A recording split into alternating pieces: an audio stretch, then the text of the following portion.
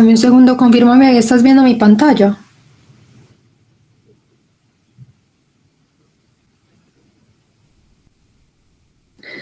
Listo, perfecto. Entonces hoy vamos a hablar de retinopatía diabética.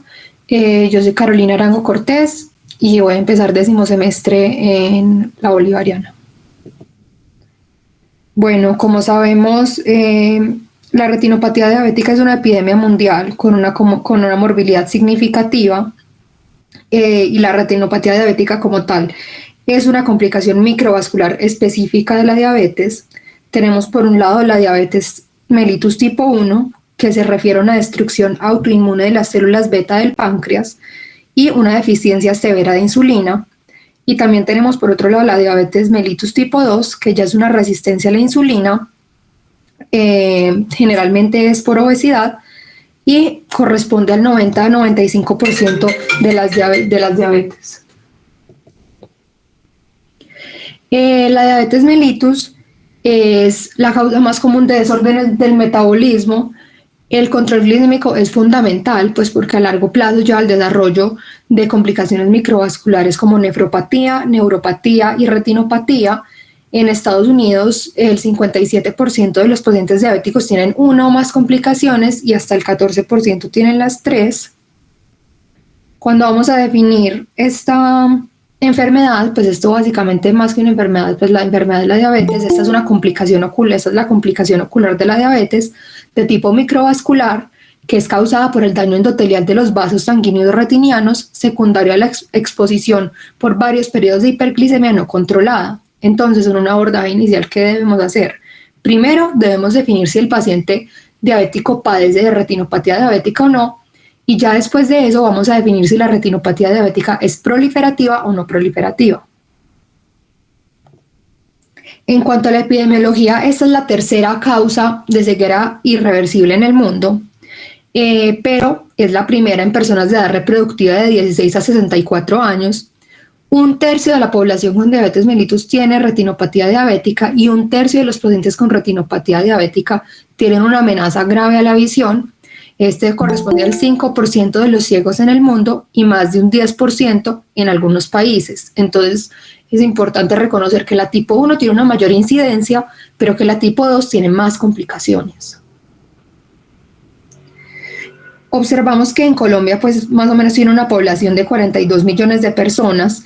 De esta cifra, un 7.1% sufre de diabetes y el 7.2% de estos pacientes con diabetes están en riesgo de desarrollar una retinopatía diabética, pues lo que representa una estimación significativa de más o menos el 18% de todos los diabéticos del país. Encontré este estudio realizado en Medellín en el 2018, donde se evaluaron 610 pacientes. El 75% tenía diabetes mellitus tipo 2, resaltando la prevalencia de esta enfermedad crónica en la población estudiada. Se encontró que un 18.8% de estos pacientes presentaban retinopatía diabética y un 14.7% tenía la forma proliferativa, la cual ya es una etapa avanzada que puede llevar a la pérdida de visión si no se trata adecuadamente. Y también es alarmante ver que el 14.5% de los pacientes con retinopatía que amenaza la visión no contaban con un diagnóstico previo, y esto pues subraya la importancia de la detección temprana y el acceso a tratamientos para prevenir la ceguera por esta causa. Acá podemos ver este otro estudio transversal. Este incluyó 1.302 pacientes con diabetes mellitus tipo 2. Se encontró que el 5.4% tenía edema macular diabético, 7.0%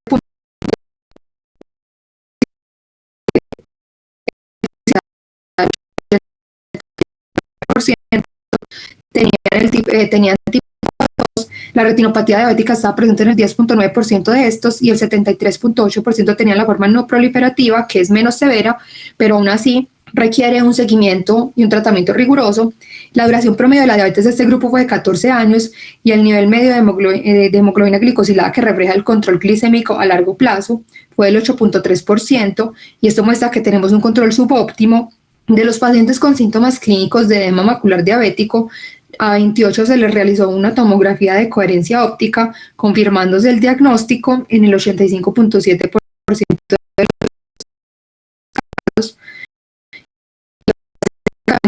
y el seguimiento regular para prevenir las complicaciones oculares en pacientes diabéticos. Ya yendo más allá a factores de riesgos, el factor de riesgo más importante siempre va a ser la progresión de la enfermedad. Entre este pues está la edad, los factores de coagulación, la enfermedad renal, la inactividad física y los biomarcadores inflamatorios. Todo esto está asociado a la morbilidad, a la mortalidad cardiovascular y a las complicaciones en la diabetes. Acá vemos los factores de riesgo claves para el desarrollo de una retinopatía diabética. Uno principal es la hiperglicemia, y es importante acá mencionar que una disminución de tan solo el 1% de la hemoglobina glicosilada puede reducir el riesgo de la retinopatía en un 40%, y acá pues también está la importancia de que esto sea algo multidisciplinario y de que el enfoque se haga lo más temprano posible. También está la hipertensión, que es un factor de riesgo considerable, ya que una reducción de 10 milímetros de mercurio en la presión arterial sistólica se asocia con una disminución del 35% de la progresión de las retinopatías. Ya otros factores incluyen las dislipidemias, la duración de la diabetes, el origen étnico y condiciones fisiológicas como el embarazo y la pubertad, que sabemos que todo esto siempre puede agravar una condición primaria. Y la cirugía de cataratas también puede influir en el riesgo. Ya empezando con la fisiopatología, empecemos a hablar de la pérdida de los pericitos. Los pericitos son células especializadas del tejido vascular que juegan un papel crucial en el mantenimiento de la estabilidad y la función de los capilares. Estos actúan como células murales, proporcionando un soporte estructural a los vasos sanguíneos pequeños. Como tales, sostienen una naturaleza contráctil que les permite regular el flujo sanguíneo y la permeabilidad capilar. Estos se van ajustando al diámetro del vaso, pues según sea necesario. Además, los pericitos son células precursoras que tienen la capacidad de diferenciarse ya a otro tipo de células, incluyendo las musculares lisas, los fagocitos y la microglía. La pérdida de estos pericitos pues, puede comprometer la integridad vascular y ya esto va a conducir a una variedad de patologías en todos los órganos, incluyendo enfermedades retinianas donde la alteración de la microcirculación pues, es un componente clave. Un hallazgo temprano y específico en la enfermedad pues es como la pérdida de los pericitos, como les estaba diciendo, la cual se asocia directamente con la hiperglicemia crónica que se encuentra en la diabetes. Se cree que la vía de la aldosa reductasa y los factores como el PDGF están implicados en la pérdida de la disfunción de estas células, y esta pérdida ya conduce a las alteraciones en las uniones intercelulares. Esto contribuye a un arrastre venoso y la formación de microaneurismas por la proliferación endotelial. En la microscopía electrónica, como están en esta foto de la derecha, se observan los núcleos de los pericitos teñidos de negro, conocidos como pericitos fantasmas. Esto refleja su degeneración y muerte celular. Estos cambios son fundamentales para entender el proceso de la progresión de la retinopatía y ya más adelante para dirigir las terapias. Ya para hablar del engrosamiento de la membrana basal, pues este es un fenómeno característico de la retinopatía diabética. Se menciona que es un patrón distintivo como queso suizo, se le dice, debido a la vacuolización en los depósitos de colágeno de la membrana. Este proceso es exacerbado por la glicosilación no enzimática del colágeno en la membrana basal, y esto lleva a cambios estructurales y químicos muy significativos. Los componentes afectados incluyen el colágeno tipo 4, la laminina, la entactina, junto con el heparansulfato, lo cual altera la función y la integridad de esta membrana. Todo esto va haciendo que el daño cada vez sea más grande. Acá pues abordamos los microaneurismas, que son generalmente el primer hallazgo clínico en la retinopatía diabética. Estos se clasifican en dos tipos: están los hiperocelulares y los acelulares.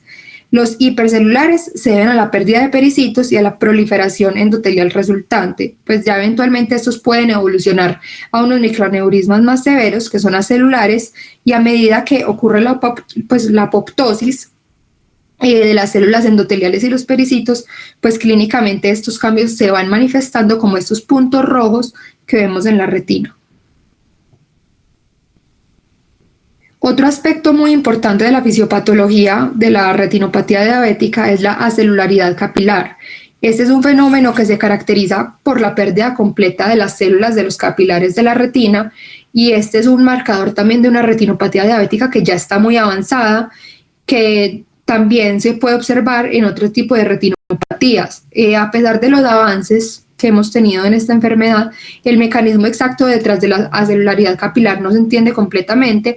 Sin embargo, es posible correlacionar la presencia de celularidad con áreas de no perfusión en la angiografía con fluoresceína, y esto ayuda a identificar y a mapear el daño retiniano. Esta información pues es muy importante porque resalta la necesidad del monitoreo detallado y las posibles intervenciones para prevenir la progresión de esta enfermedad.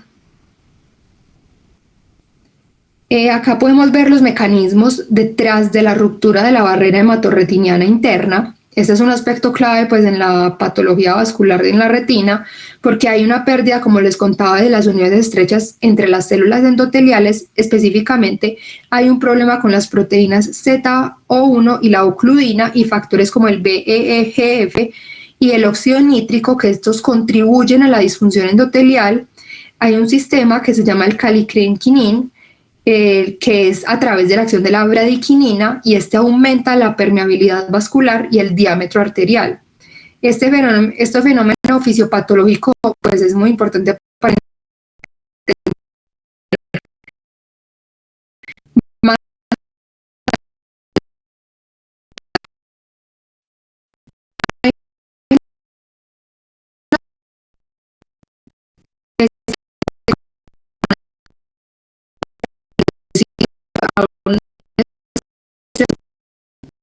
termina en un estrés oxidativo y en una muerte celular inevitable.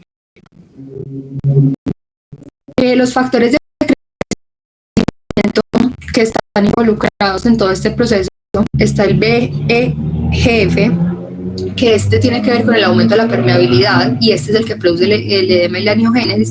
El IGF-1, la retinopatía pues a menudo empeora en el primer año después del inicio de la terapia intensiva con la insulina. Entonces por eso es que tenemos que tener muy en cuenta este factor y tenemos que tener muy en cuenta el paciente en qué etapa de su diabetes está y en qué punto de tratamiento está. Y la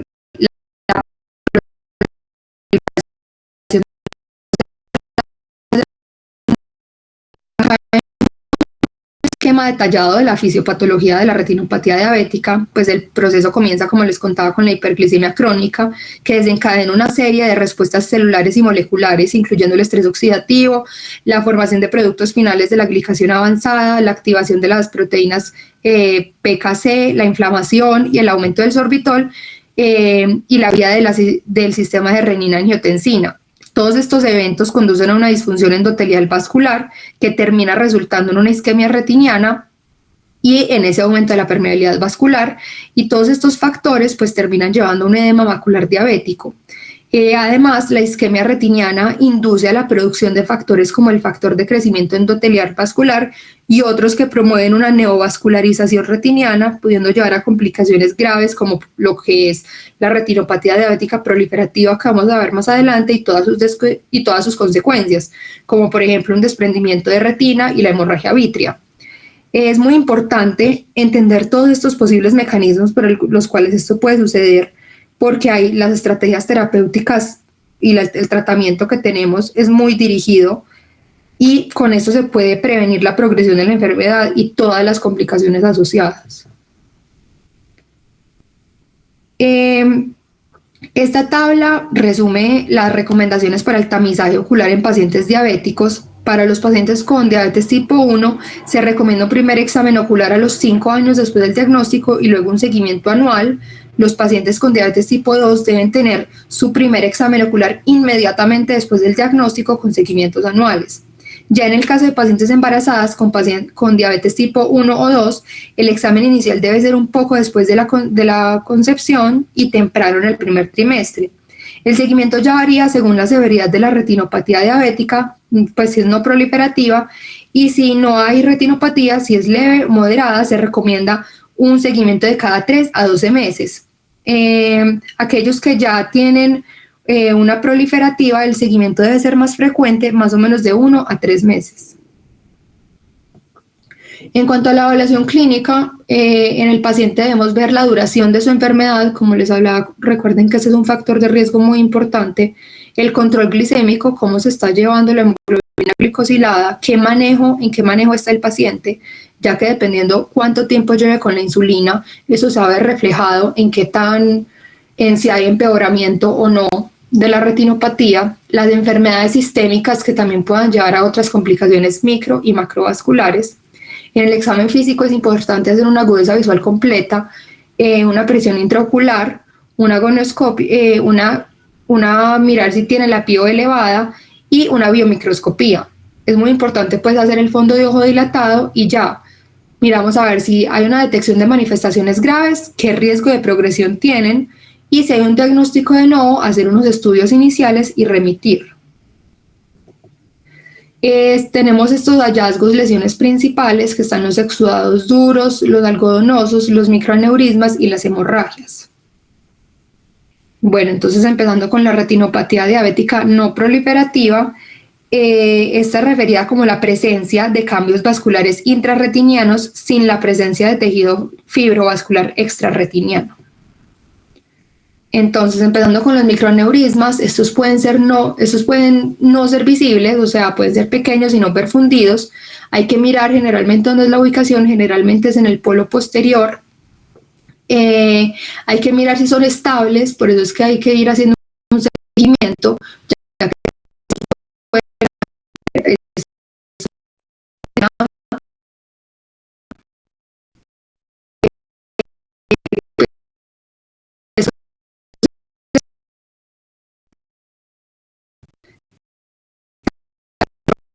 en puntos que son pequeñas y demarcadas, están las hemorragias en llamas, que son grandes y pueden tener un margen difuso, y también están en las hemorragias en mancha, y en la historia podemos ver que aparecen y desaparecen de semanas a meses.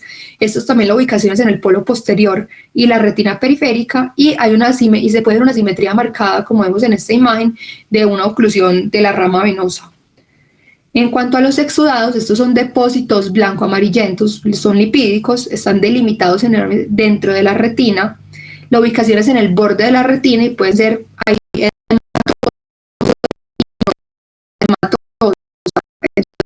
el anillo, y esto da una hiperpermeabilidad.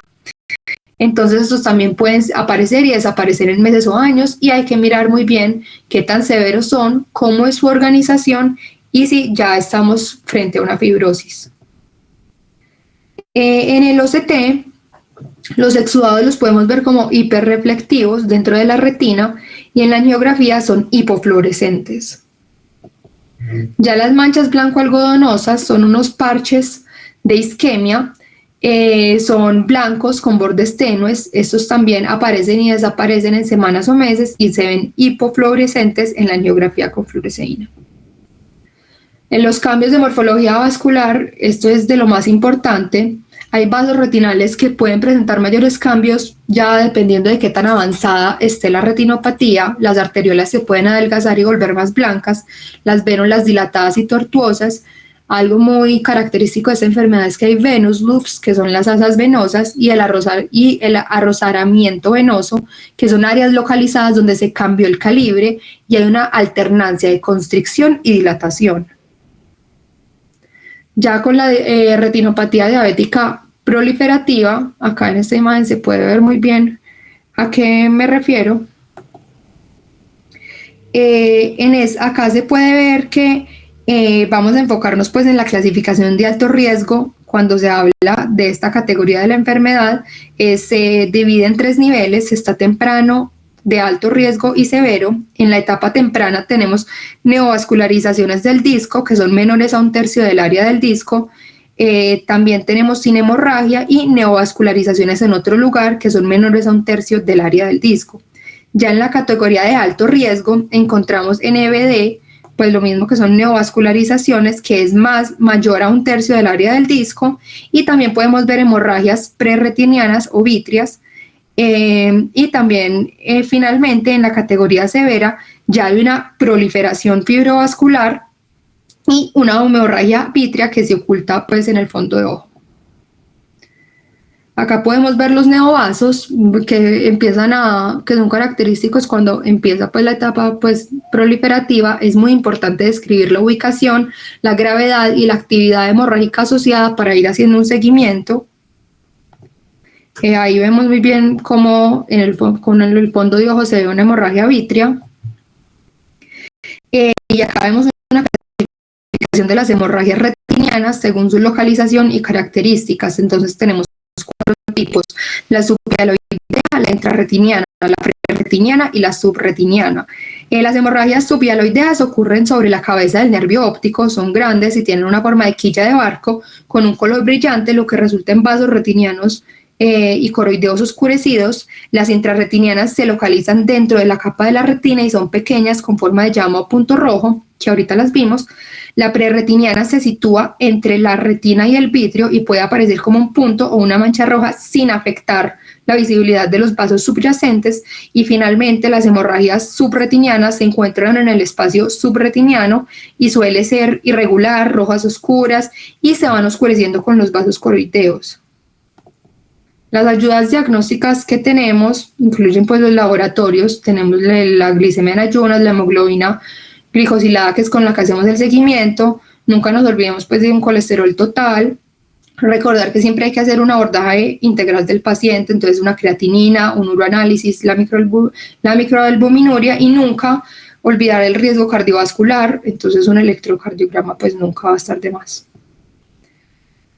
La fotografía, pues las indicaciones de una fotografía se recomiendan en el momento cero de inicio de seguimiento. Esto básicamente es para documentar el progreso de la retinopatía y documentar también la respuesta al tratamiento. También se hace antes de la cirugía. Es importante que para el seguimiento de las fotografías siempre sean iguales, y se ha demostrado que las fotografías siempre son más sensibles que la oftalmoscopia directa. La angiografía con fluoresceína se utiliza principalmente para guiar el tratamiento láser en el edema macular y evaluar la pérdida de visión no explicada. Entonces se usa también para identificar la neovascularización de la retina y otras causas de edema macular, pero no es recomendable para el cribado rutinario si la retinopatía diabética es mínima o inexistente. Otra ayuda que tenemos es el OCT. El OCT es una herramienta esencial en la evaluación de la retinopatía diabética. Esta se usa comúnmente para evaluar la pérdida también de visión inexplicada y para detectar, cuantificar y también monitorear el edema macular diabético. Es también valiosa para identificar la atracción del vitrio macular y para investigar otras causas de edema macular, pero tampoco se recomienda de forma rutinaria.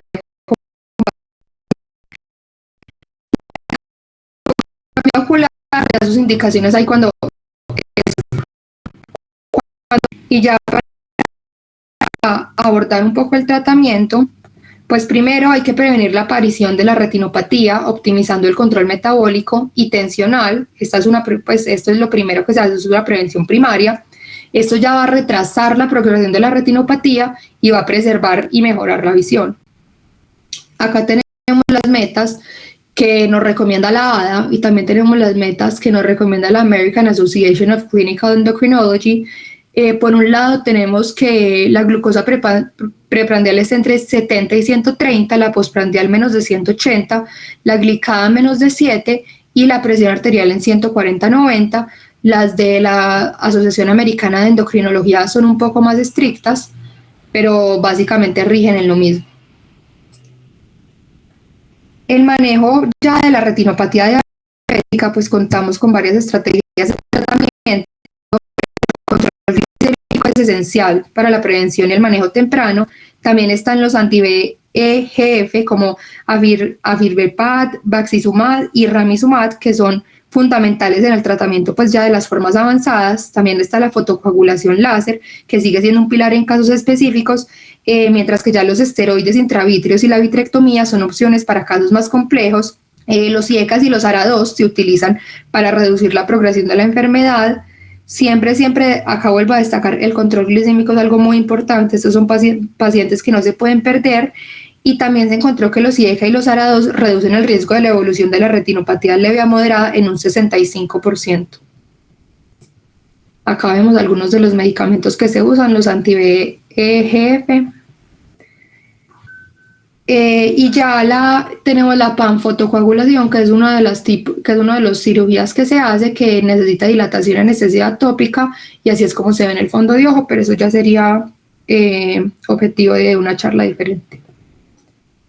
El seguimiento de los pacientes con retinopatía diabética ya se personaliza según la severidad de su enfermedad.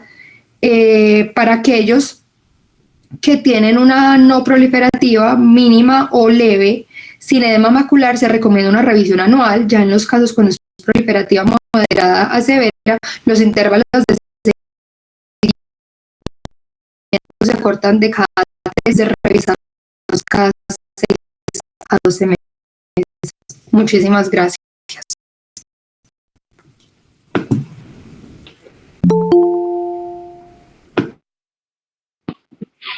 Gracias, doctora Carolina, por la presentación. Estuvo muy buena.